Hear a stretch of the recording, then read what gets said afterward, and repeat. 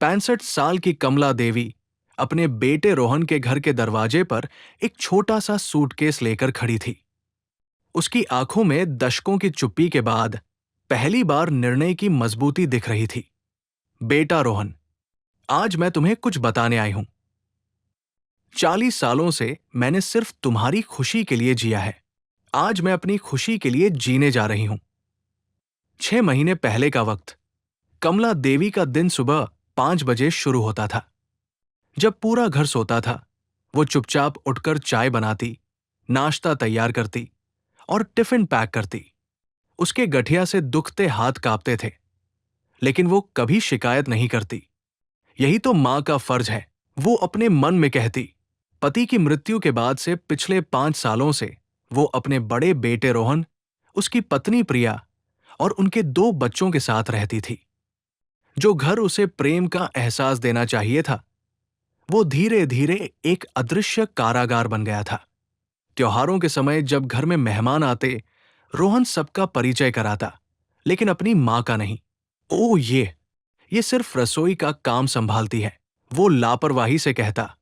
कमला का दिल दुख जाता, लेकिन वो चुपचाप रसोई में चली जाती और सबको खाना परोसने के बाद अकेले खाती। प्रिया हमेशा उसे आंटी जी कहकर बुलाती, कभी मां नहीं कहती। बच्चों को भी सिखाया गया था कि दादी मां को नजरअंदाज करें। दादी मां आधुनिक पढ़ाई नहीं जानती। अपने कमरे में जाओ, प्रिया कहती जब कमला बच्चों की पढ़ाई में मदद करने की कोशिश करती। दिवाली के समय कमला 3 दिनों से लगातार खाना बना रही थी। उसकी कमर में तेज दर्द था, लेकिन वो काम करती रही। जब उसने प्रिया से थोड़ी मदद मांगी, तो प्रिया चिल्लाई, आंटी जी, आपके पास और कोई काम तो है नहीं, इतना सा काम क्यों नहीं संभाल सकती? उस शाम जब रोहन घर आया और अपनी मां को आंसुओं के साथ चुपचाप बैठे देखा, तो पूछने की बजाय कि क्या हुआ है, उसने कहा, मां, कल मेरा बॉस डिनर पर आ रहा है। सब कुछ परफेक्ट होना चाहिए, कोई ड्रामा मत करना। महीनों तक कमला सुनती रही कि रोहन और प्रिया उसके बारे में कैसी बातें करते हैं। वो बोझ बनती जा रही है। प्रिया कहती, हम छुट्टी पर भी नहीं जा सकते उसकी वजह से। रोहन सहमति में सिर हिलाता। दूसरा बेटा विकास मुंबई में बसा था। महीने में एक बार फोन करता।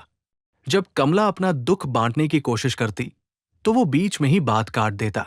मां, हम यहां बहुत व्यस्त हैं। रोहन आपका अच्छा ख्याल रख रहा है। और क्या चाहिए?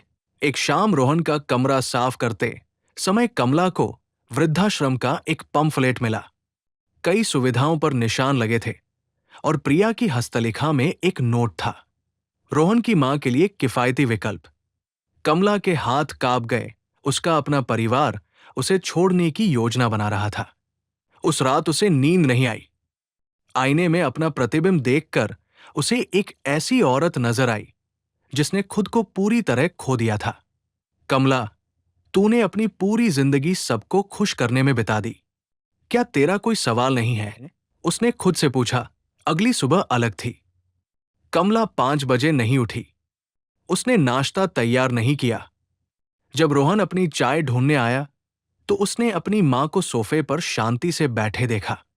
वो साफ सुथरे कपड़े पहने हुई थी और उसके पास एक छोटा सूटकेस था। मां, ये क्या है? नाश्ता क्यों नहीं बनाया? रोहन ने चिढ़कर पूछा। कमला ने अपने बेटे की तरफ देखा, इस आदमी को जिसे उसने 9 महीने पेट में रखा था, अनगिनत प्रेम से पाला था और अपने सपने कुर्बान किए थे। बेटा, कल मुझे तुम्हारे कमरे में वृद्धाश्रम का पंफलेट मिला था। रोहन का चेहरा शर्म और गुस्से से लाल हो गया। मां, आपने मेरी निजी चीजों को क्यों देखा? रोहन, कमला की आवाज स्थिर थी। मैंने तुझे जन्म दिया, अपने खून पसीने से पाला और संस्कार सिखाए। आज तू मुझे एक बोझ की तरह फेंकने की योजना बना रहा है।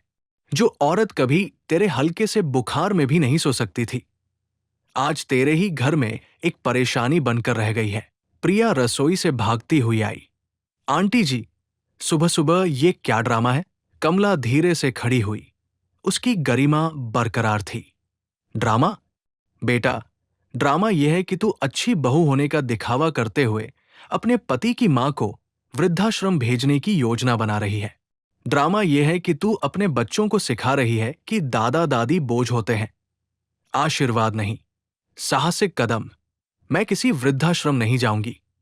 कमला ने घोषणा की। मैं तुम्हारी दया का इंतजार करते हुए मरने नहीं जाऊंगी। आज 65 साल की उम्र में मैं अपनी जिंदगी जीने जा रही हूं। उसने एक पत्र निकाला। ये ट्रेवल कंपनी का है। मैंने 4 धाम की यात्रा बुक की है। उसके बाद मैंने सीनियर सिटीजन के लिए एक सोलो ट्रेवल प्रोग्राम में नाम लिखवाया है। मैं सालों से अपनी पेंशन बचाती रही हूं, वो पैसा जो मैंने कभी खर्च नहीं किया, क्योंकि हमेशा इस परिवार के बारे में पहले सोचती थी। रोहन हक्का बक्का रह गया। ये वो विनम्र मां नहीं थी जिसे वो जानता था। मां, आप सीरियस नहीं हो सकती। लोग क्या कहेंगे?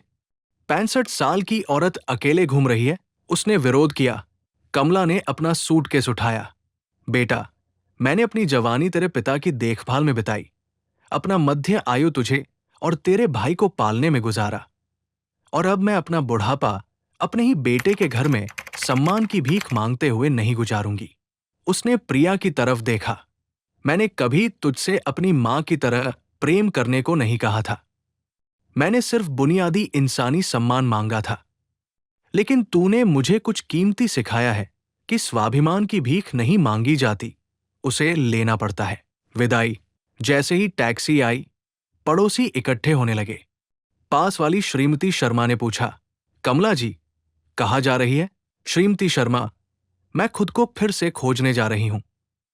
40 सालों तक मैं किसी की पत्नी थी, किसी की मां थी, किसी की सास थी। आज पहली बार दशकों में मैं सिर्फ कमला बनने जा रही हूं, एक औरत जिसे सम्मान के साथ जीने का हक है। टैक्सी ड्राइवर, खुद एक बुजुर्ग आदमी, ने रोहन को घृणा की नजर से देखा।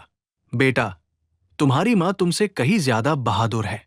कम से कम वो अपनी कीमत जानती है। जैसे ही टैक्सी चली गई, कमला ने पीछे मुड़कर नहीं देखा। खिड़की से उसे रोहन बेबसी से खड़ा नजर आया। प्रिया रो रही थी, शायद इस चिंता में कि घर का काम कौन संभालेगा, और उसके पोते पोती उलझन में खड़े थे। दशकों में पहली बार कमला को आजादी का एहसास हुआ। उसका फोन बजा। सीनियर सिटीजन ट्रेवल ग्रुप का संदेश। Welcome to your new adventure, Mrs Kamla Devi. Your journey of self discovery begins now. वो मुस्कराई, सामने की सड़क को देखते हुए।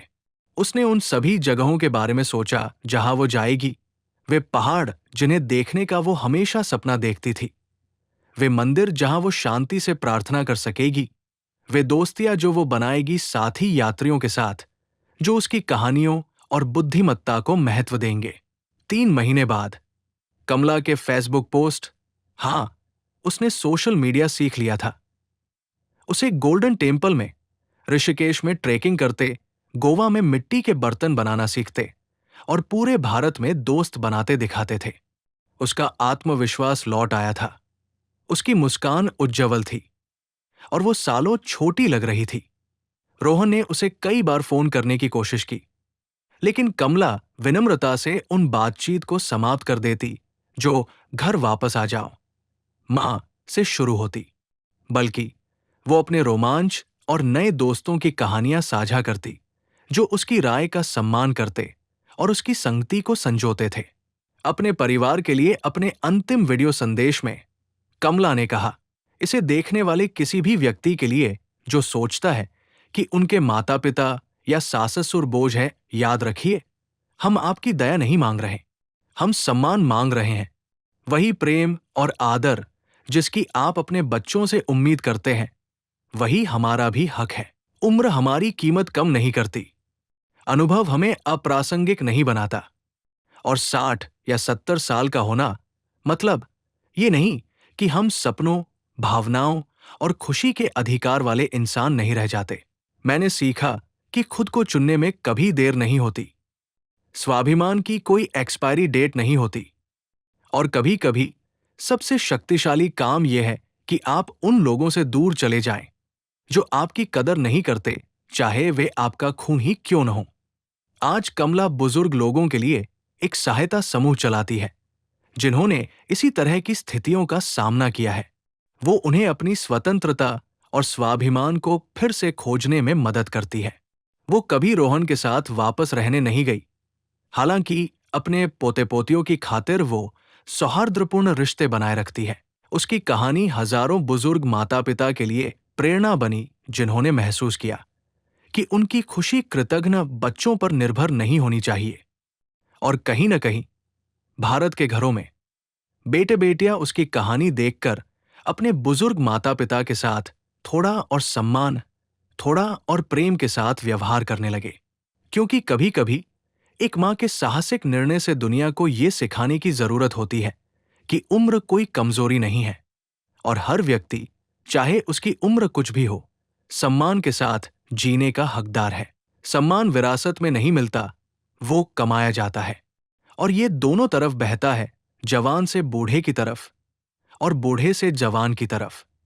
जिस दिन हम ये भूल जाते हैं, हम अपनी इंसानियत खो देते हैं।